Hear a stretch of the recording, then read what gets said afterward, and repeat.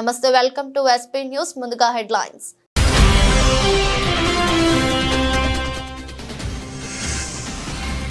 విచారణకు హాజరు కాకుండానే ఏసీబీ కార్యాలయం వద్ద నుంచి వెళ్లిపోయిన కేటీఆర్.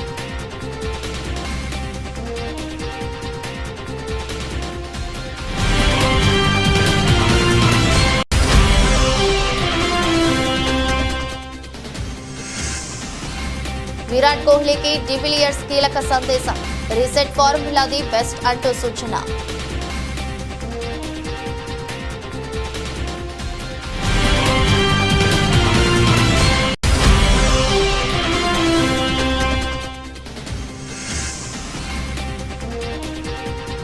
బెంగళూరులో చైనా వైరస్, 8 నెలల పాపకు హెచ్ఎంపీవీ నిర్ధారణ.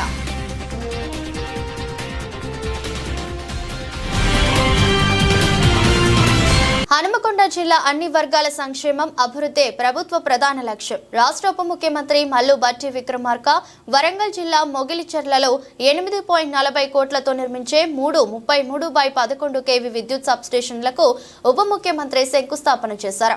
ఇందిరమ్మ ఆత్మ భరోసా క్రింద త్వరలో భూమి లేని వ్యవసాయ కుటుంబాలు, కూలీలకు ప్రతి సంవత్సరం 12,000 అన్ని వర్గాల సంక్షేమం, అభివృద్ధి ధ్యేయంగా తెలంగాణ ప్రజా ప్రభుత్వం కృత నిశ్చయంతో ముందుకెళ్తుందని రాష్ట్ర ఉప ముఖ్యమంత్రి మల్లు భట్టి విక్రమార్క తెలిపారు. ఎవరికి ఏం కాకూడదని ఆశిస్తున్నాము. ఓకే అమ్మా, థ్యాంక్ యూ సార్. ఓకే, గట్టిగా మరొకసారి చెప్పాలి కొట్టాలమ్మా. నిజంగా గట్టి హుషారున్నారు.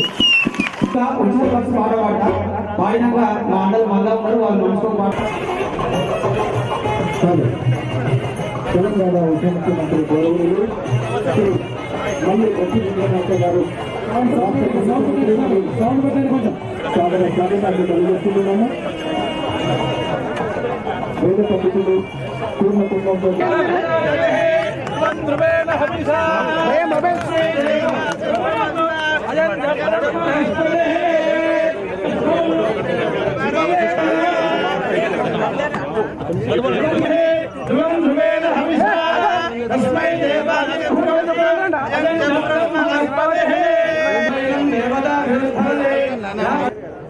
కావ్య గారు, నాగరాజు గారు, ఇలా కాంగ్రెస్ ప్రభుత్వం వచ్చి సంవత్సర కాలంలో ఉమ్మడి వరంగల్ జిల్లాలో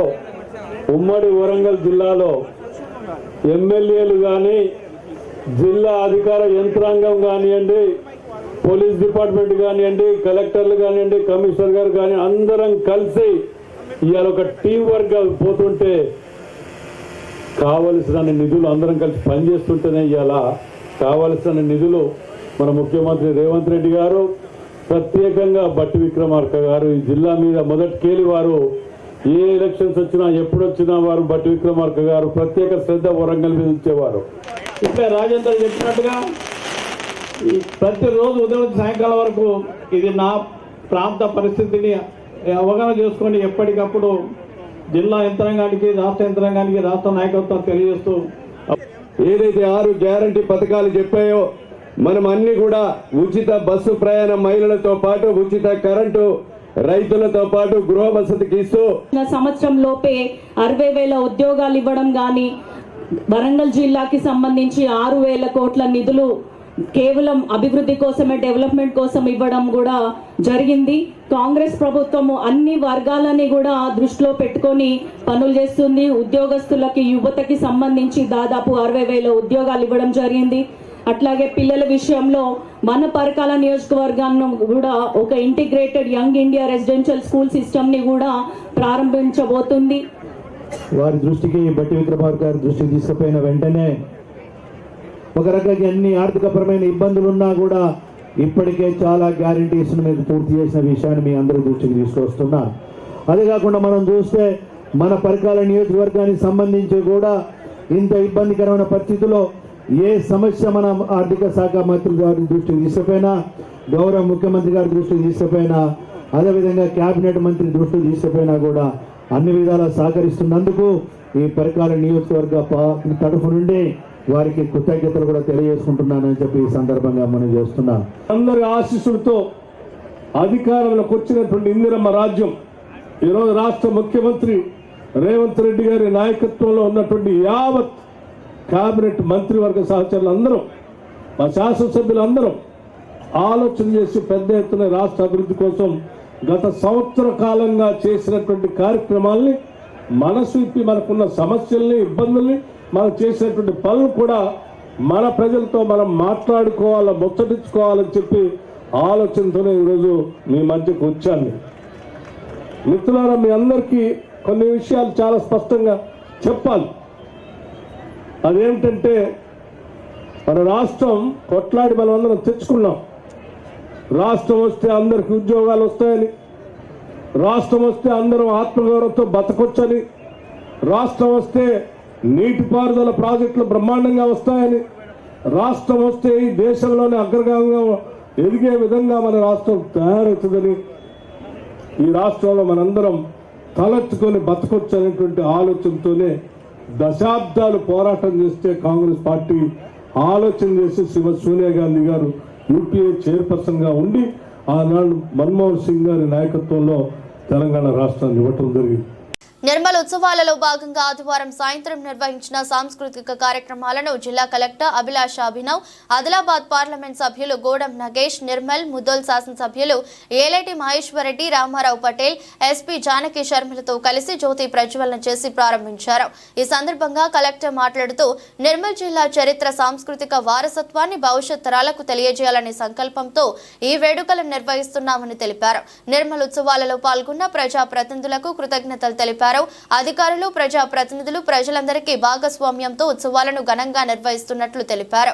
జిల్లాకు చెందిన పలువురు కళాకారులు, విద్యార్థులచే ఏర్పాటు చేసిన పలు సాంస్కృతిక కార్యక్రమాలు సందర్శకులను ఎంతగానో ఆకట్టుకున్నాయి. ఈ కార్యక్రమంలో అదనపు కలెక్టర్లు ఫైసాన్ అహ్మద్, కిషోర్ కుమార్లు, అదనపు ఎస్పీలు రాజేష్ మీనా, ఉపేంద్ర రెడ్డిలు, Bhainsa market committee chairman Anandarao Patel, ఇతర అధికారులు, ప్రజా ప్రతినిధులు, సందర్శకులు, సిబ్బంది తదితరులు పాల్గొన్నారు.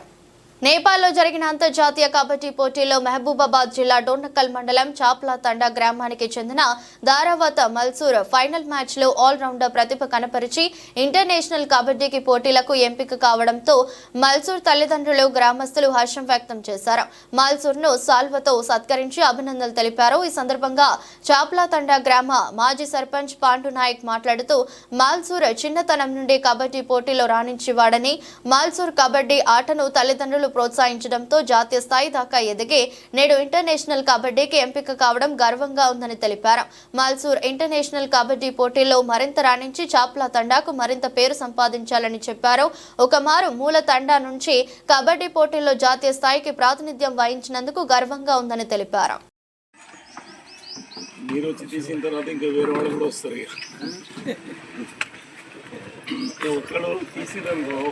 నేను చాప్లాతండ సర్పంచ్, డోర్నకల్ మండలం, మహబూబాబాద్ జిల్లా.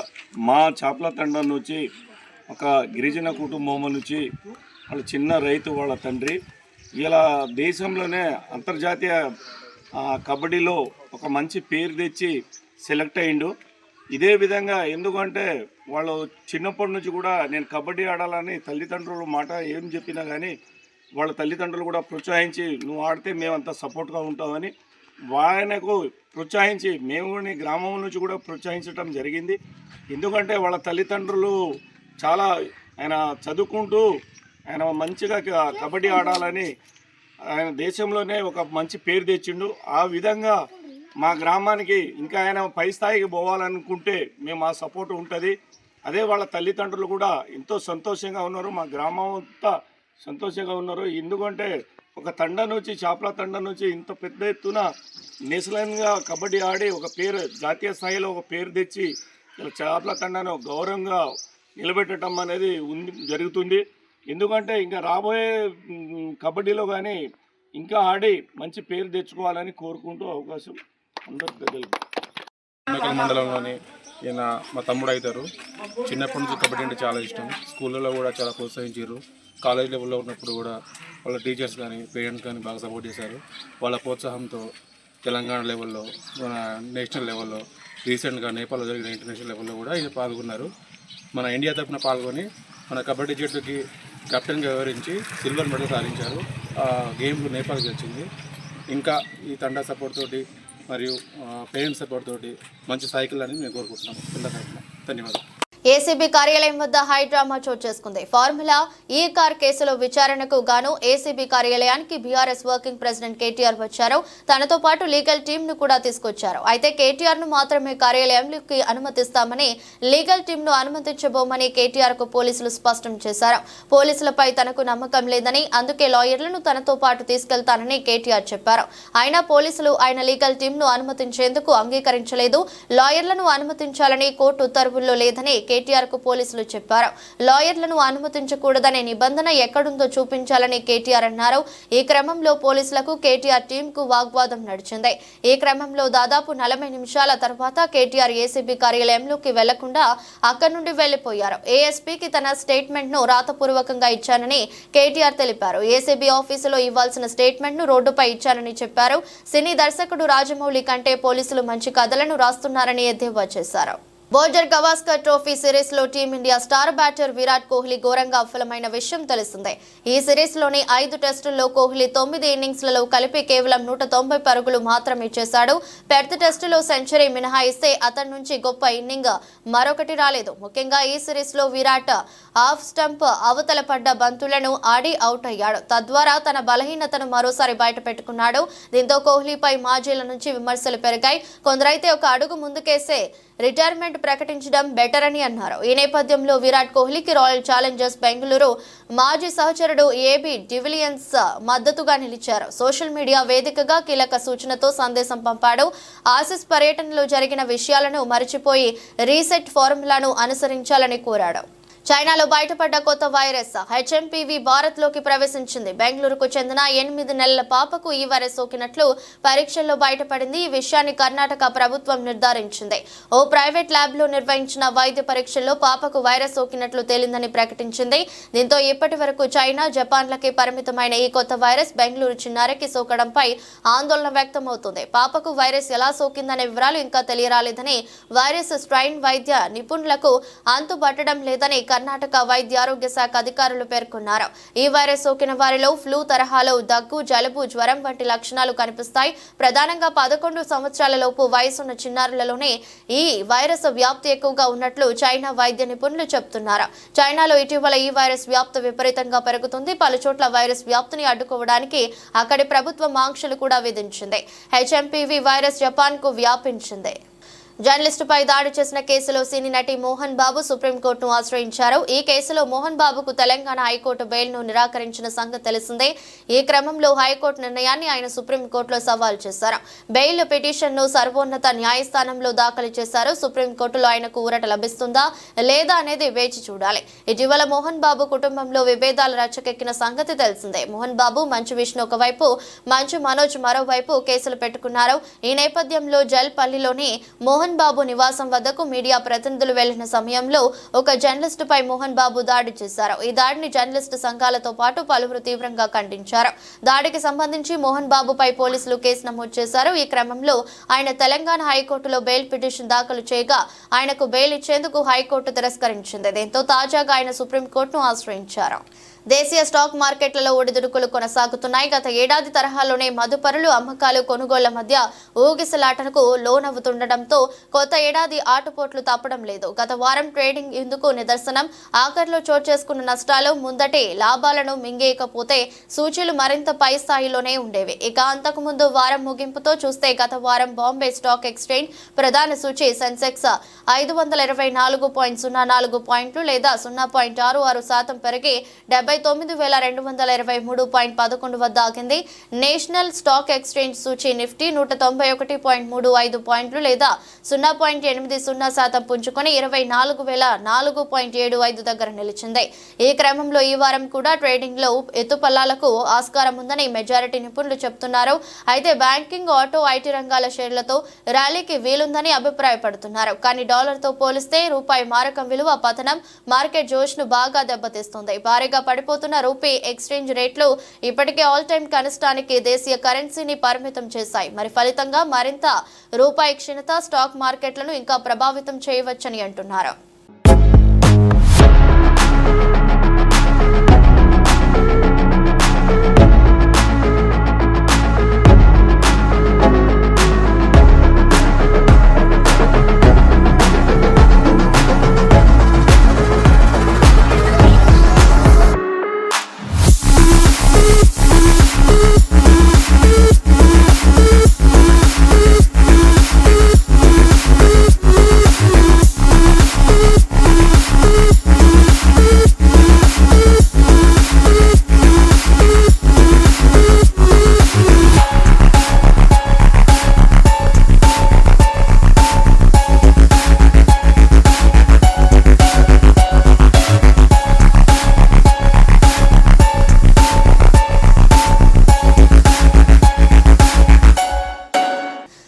రాష్ట్రంలో బీఆర్ఎస్ నేతల అక్రమ అరెస్టులు కొనసాగుతున్నాయి. పథకాల్లో కోతలు, ప్రజా సమస్యలపై కాంగ్రెస్ సర్కార్ను నిలదీస్తున్న ప్రధాన ప్రతిపక్ష నేతలను ముందస్తు అరెస్టులతో నిర్బంధిస్తున్నది. ఈ క్రమంలో హుజూరాబాద్ ఎమ్మెల్యే పాడి కౌశిక్ రెడ్డిని పోలీసులు గృహ నిర్బంధం చేశారు.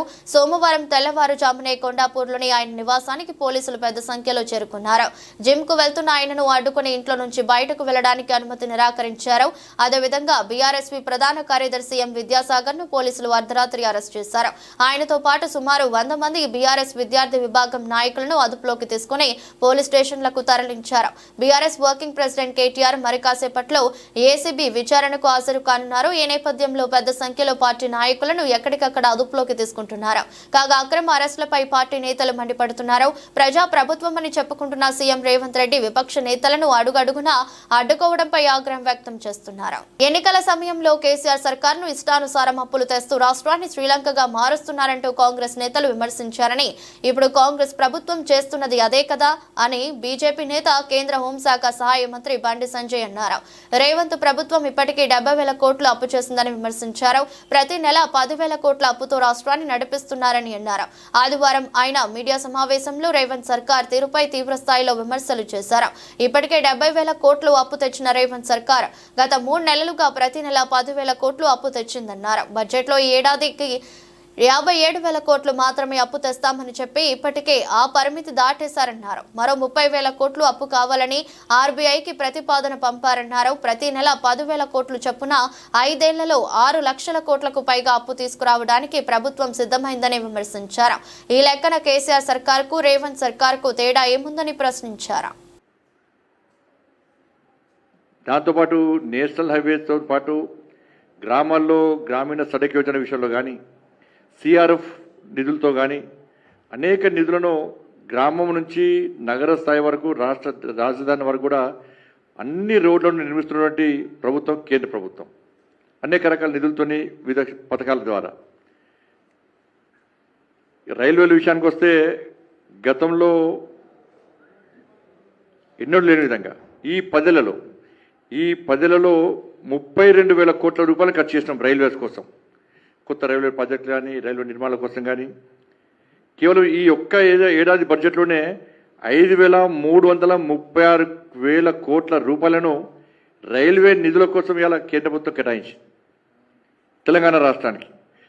ఇంత పెద్ద మొత్తం చరిత్రలో, దేశ చరిత్రలో, ఉమ్మడి ఈ తెలంగాణ చరిత్రలో ఎప్పుడు కూడా ఇంత పెద్ద మొత్తంలో నిధులు కేటాయించిన ఘనత ఎవరికి లేదు. కేవలం నరేంద్ర మోడీ ప్రభుత్వము ఇలా 10 ఏళ్లలో 32,000 కోట్ల రూపాయలు, ఈ ఒక్క ఏడాదిలోనే రైల్వే బడ్జెట్లోనే 5,336,000 కోట్ల రూపాయలను ఇవాళ తెలంగాణకు కేటాయించడం జరిగింది. ఇలా సికింద్రాబాద్ చూడండి, ఇవాళ సికింద్రాబాద్ రైల్వే స్టేషన్ 720 కోట్లతోని సికింద్రాబాద్ రైల్వే స్టేషన్ను ఏ విధంగా అద్భుతంగా తీర్చిదిద్దామో, ఇలా వరల్డ్ క్లాస్ నెంబర్ 1గా ఎట్లా చేస్తామో ఒకసారి మనం ఆలోచించిన అవసరం ఉంది. 350 కోట్లతో నాంపల్లి రైల్వే స్టేషన్ మొత్తం పూర్తిగా రూపురేఖలు మార్చేస్తున్నాం 350 కోట్లతో. దాంతోపాటు రేపు నరేంద్ర మోడీ గారు వర్చువల్ ద్వారా ప్రారంభిస్తున్న చెల్లపల్లి కొత్త టెర్మినల్ రైల్వే స్టేషన్ ప్రారంభించబోతున్నారు. వర్చువల్గా రెగ్యులర్గా రేపటి నుంచి 24 బీఆర్ఎస్ బీజేపీ కలిసి తమ ప్రభుత్వంపై ఉమ్మడిగా దాడి చేస్తున్నాయని మంత్రి పొన్నం ప్రభాకర్ ఆరోపించారు. సిద్దిపేట జిల్లా హుస్నాబాద్ లో ఏర్పాటు చేసిన మీడియా సమావేశంలో మంత్రి మాట్లాడారు. రైతు రుణమాఫీ కాని వారు ఎవరైనా ఉంటే వారికి రుణమాఫీ చేయడానికి ప్రభుత్వం సిద్ధంగా ఉందన్నారు. ప్రజా ప్రభుత్వం ఏర్పడ్డ సంవత్సరంలోపే 50,000కు పైగా ఉద్యోగాలు ఇచ్చామన్నారు. ఇవన్నీ కూడా ఎట్లా చేస్తారంటే వీళ్ళు ఇన్ని రకాల వ్యవహారాలకు సంబంధించి మాట్లాడేటోళ్ళు వీళ్ళు కూడా మా మీద మాట్లాడితే ఎట్లా? అందుకే మళ్ళొక్కసారి తెలంగాణ ప్రజలకు చెప్తాను, రాష్ట్రంలో ఉన్నటువంటి ఆర్థిక పరిస్థితుల దృష్ట్యా మేము ప్రజలకు ఇచ్చిన ప్రతి మాట నెరవేర్చుకుంటూనే వాళ్ళు అడుగుతున్నారు. ముందు తెలియదా ఆర్థిక పరిస్థితి అని? ఆర్థిక పరిస్థితిపై అనేక సందర్భాల్లో ఈ ప్రభుత్వం శ్వేతపత్రం అడిగింది. ప్రతిపక్షంలో ఆనాడున్న కేసీఆర్ గారి ముఖ్యమంత్రి నాయకత్వంలో ఉన్న పార్టీని తప్పకుండా శ్వేతపత్రాలు అడిగితే ఎన్నడూ ఆర్థిక పరిస్థితి చెప్పలే. దుర్వినియోగమైంది, సరి అయినటువంటి ఆర్థిక క్రమశిక్షణ లేక అట్టహాసాలకు పోయినరు. పైన పటారం లోన లొటారం అని అనేక సందర్భాల్లో చెప్పినాము. ఇవాళ వచ్చి చూసేటప్పటికి ఉన్నటువంటి వాస్తవాన్ని వెంటనే శాసనసభ వేదికగా తెలంగాణ ప్రజలకు చెప్పినాము. ఇది గ్రామాన తెలుసు. అయినప్పటికీ ఏ పని కూడా ఆగకుండా ఉండాలని అన్ని రకాల కార్యక్రమాలు చేస్తుంది మా ప్రభుత్వము. దీనిపైన కూడా ఇద్దరు కలిసి మూకుమ్మడి దాడి చేసే ప్రయత్నం చేస్తూ ఉన్నారు. ఎన్నికైనప్పటి నుంచి ప్రభుత్వాన్ని కూలగొడదామని, ప్రభుత్వం ఎట్లా నడుస్తుందని రాజకీయపరమైన విమర్శలు చేస్తూ, నేను అడుగుతాను, మీకు చేతనైతే మీరు ఇచ్చిన హామీల గురించి ఒకసారి సమీక్ష చేసుకోండి. మేము చర్చకు సిద్ధం. ఇన్ని రకాల కార్యక్రమాలు జరుగుతూ ప్రశ్నలు సిద్ధాంతి పోయి ఇద్దరు కలిసి ప్రభుత్వాన్ని అస్థిరపరచడానికి, ప్రభుత్వాన్ని బ్లేమ్ చేయడానికి, బదనాం చేయడానికి ప్రయత్నం జరుగుతూ ఉంది. ప్రజలను అర్థం చేసుకోండి తెలంగాణ ప్రభుత్వం యొక్క పనితీరును. రేపు ఇంట్లో ఈ ప్రక్రియ ఇళ్ళకు సంబంధించిన సెలక్షన్ ప్రాసెస్ జరుగుతోంది. గల్ఫ్ బాధితులు చనిపోతే మొట్టమొదటిసారి పాలసీ చేసి చనిపోయిన కుటుంబాలకు 5 లక్షల రూపాయలు ఇస్తా ఉన్నాం. ఇన్ని రకాల కార్యక్రమాలు జరుగుతూ ఉంటుంటే ఇలా వీటికి మాట్లాడుతూ ఉన్నటువంటి పరిస్థితి. సో అందుకే మేము ఒక మాట చెప్తా ఉన్నాం, పక్షపాత ప్రభుత్వమే. ఇలా రైతులకు 12,000 ఇవ్వడం బీజేపీ పార్టీకి ఇష్టం లేదా? బీజేపీ పార్టీకి ఇష్టం లేదా అని అడుగుతా ఉన్నాం. మేము మాట తప్పినామా మాట తప్పలేదా ప్రజలు నిర్ణయిస్తారు. మేమేం నియమ నిబంధనలు పరిమితులు రైతులు అంటే వీళ్ళు ఇలా అంటారు, మీరు వాళ్ళ అవమానపడతారు, కుట్రలకు ఏమని అడుగుతుందా టీఆర్ఎస్ పార్టీ?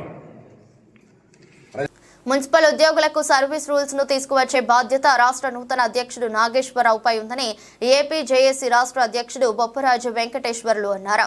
రాష్ట్ర వ్యాప్తంగా మున్సిపల్ కార్యాలయాల్లో పనిచేస్తున్న ఉద్యోగులకు ఇప్పటి వరకు సర్వీస్ రూల్స్ లేవన్నారు. మిగతా రాష్ట్రాల్లో అమలవుతున్న సర్వీస్ రూల్స్ ప్రకారం ఇక్కడ ఉద్యోగులకు అమలు చేయడం పట్ల విచారం వ్యక్తం చేశారు. ఏపీ మున్సిపల్ ఎంప్లాయీస్ అసోసియేషన్ నూతన అధ్యక్షుడిగా ఎన్నికైన నాగేశ్వరరావు అభినందన సభ, ప్రమాణ స్వీకార సభ గాంధీనగర్లో ప్రైవేట్ హోటల్లో జరిగింది.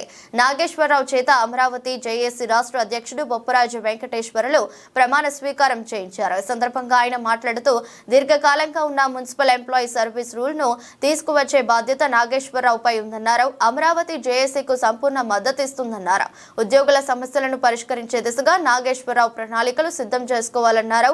రాష్ట్ర అధ్యక్షులు నాగేశ్వరరావు మాట్లాడుతూ తనపై పెట్టిన బాధ్యతలను పూర్తి స్థాయిలో పరిష్కరించడానికి తన వంతు కృషి చేస్తానన్నారు. రాష్ట్ర అధ్యక్ష పదవి ఇప్పించడంలో సంపూర్ణ సహకారం అందించిన అందరికీ ప్రత్యేక కృతజ్ఞతలు తెలిపారు. మున్సిపల్ ఉద్యోగుల సమస్యలను పరిష్కరించడమే తన ముందు ఉన్న బాధ్యత అన్నారు. ఈ సందర్భంగా రాష్ట్ర వ్యాప్తంగా తరలివచ్చిన మున్సిపల్ ఉద్యోగులు నాగేశ్వరరావు ఘనంగా సత్కరించారు. ఏపీ మున్సిపల్ ఎంప్లాయీస్ సర్వీస్ అసోసియేషన్కి నూతనంగా అధ్యక్షుడిని ఎన్నుకోవాల్సిన ఆవశ్యకత ఏర్పడింది. కారణం ఏంటంటే నేను ఏపీఎంఈఎస్ఏకి అధ్యక్షుడిగా కొనసాగుతూ ఉన్నాను. మొన్న 31వ తారీఖు డిసెంబర్ 31, 2024 స్వచ్ఛంద పదవి విరమణ చేయడం జరిగింది. నేను నా ప్లేస్లో ఒక నూతన అధ్యక్షుడిని ఎన్నుకోవడానికి 17 కార్పొరేషన్ల నుంచి మా యొక్క కార్యవర్గం మొత్తం ఈసీ మీటింగ్ జరుగుతుంటే ఆ ఈసీ మీటింగ్లో ఏకగ్రీవంగా విజయవాడ మున్సిపల్ కార్పొరేషన్కి నమస్కారం అండి. ఈరోజు రాష్ట్రంలో ఉన్నటువంటి మున్సిపల్ శాఖలో ఉన్న ఉద్యోగులందరూ కూడా ఏకీకృతమై Andhra Pradesh municipal employees services association ఏర్పడింది. దానికి మా అధ్యక్షులు ఈశ్వర్ గారు వారు స్వచ్ఛందంగా పదవీ విరమణ చేయడం వల్ల మాకు నూతన అధ్యక్షులుగా ఎన్నుకోవాల్సిన అవసరం ఏర్పడింది. దానికి సమర్థ నాయకులైనటువంటి గౌరవనీయులు విజయవాడ మున్సిపల్ కార్పొరేషన్ అధ్యక్షులైనటువంటి శ్రీ తిమ్మసత్య నాగేశ్వరరావు గారిని రాష్ట్ర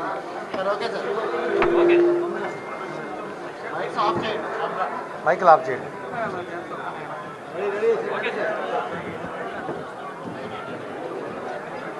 Andhra Pradesh municipal employees service association రాష్ట్ర అధ్యక్షుడు స్వచ్ఛంద పదవీ విరమణ చేసిన నేపథ్యంలో ఏర్పడినటువంటి ఆ ఖాళీలో ఈరోజు జరిగినటువంటి రాష్ట్ర కార్యవర్గంలో ఏకగ్రీవంగా టి నాగేశ్వరరావు గారిని రాష్ట్ర municipal employee service association. Mutyalampadu Saibaba గుడి సన్నిధిలో ధనుర్మాస మహోత్సవాల సందర్భంగా ఈ నెల 11, 13 తేదీలలో 2 ప్రత్యేక కార్యక్రమాలు నిర్వహిస్తున్నట్లు దేవస్థానం గౌరవాధ్యక్షులు గౌతమ్ రెడ్డి తెలిపారు. భక్తులు ఈ కార్యక్రమంలో పాల్గొనాలని కోరారు. విజయవాడలో ఎంతో పేరుగాంచిన ముత్యాలంపాడు సాయిబాబా మందిరంలో ఏర్పాటు చేసిన విలేకరుల సమావేశంలో ఆలయ గౌరవాధ్యక్షులు గౌతమ్ రెడ్డి కమిటీ సభ్యులు మాట్లాడారు. ధనుర్మాసంలో భాగంగా 11వ తేదీన స్వామివారికి నివేదించిన పాయసాన్ని చిన్న స్టీల్ గిన్నెలో భక్తులకు ప్రసాదంగా ఉచితంగా పంపిణీ చేస్తామన్నారు. 13వ తేదీన శ్రీ గోదాదేవి కళ్యాణ మహోత్సవాన్ని అంగరంగ వైభవంగా నిర్వహిస్తామన్నారు. గత 30 సంవత్సరాలుగా ప్రతి సంవత్సరం బాబా సన్నిధిలో ధనుర్మాస మహోత్సవాలను నిర్వహిస్తున్నట్లు తెలిపారు. ఈ 2 రోజుల పాటు అధిక సంఖ్యలో భక్తులు తరలివచ్చి స్వామివారిని దర్శించుకుని దివ్య ఆశీస్సులను పొందవలసిందిగా ఆయన భక్తులకు విజ్ఞప్తి చేశారు. మీడియా ప్రతినిధులందరికీ కూడా ఆహ్వానం. ఈ రోజున ఏర్పాటు చేసినటువంటి ఈ కార్యక్రమం యొక్క విశిష్టత గురించి తెలియజేయడానికి మిమ్మల్ని అందరినీ కూడా ఇక్కడ ఆహ్వానించడం జరిగింది.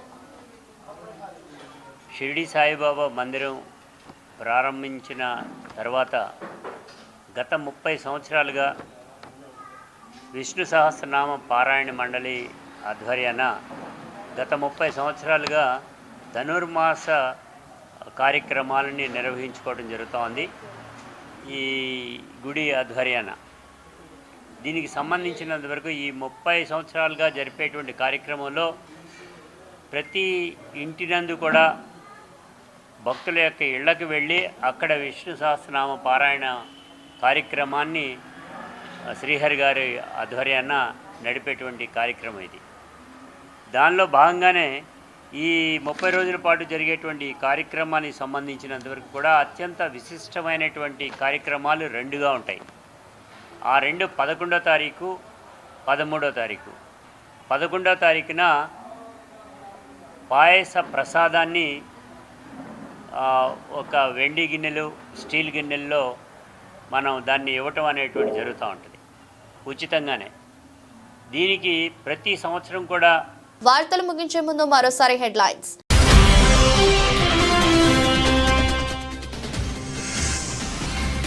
విచారణకు హాజరు కాకుండానే ఏసీబీ కార్యాలయం వద్ద నుంచి వెళ్లిపోయిన కేటీఆర్.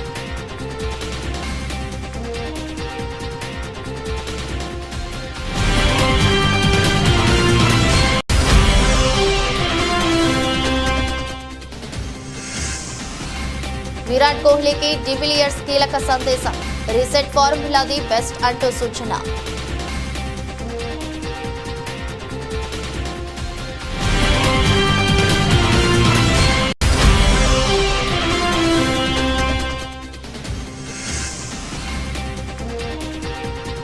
బెంగళూరులో చైనా వైరస్. 8 నెలల పాపకు హెచ్ఎంపీవీ నిర్ధారణ.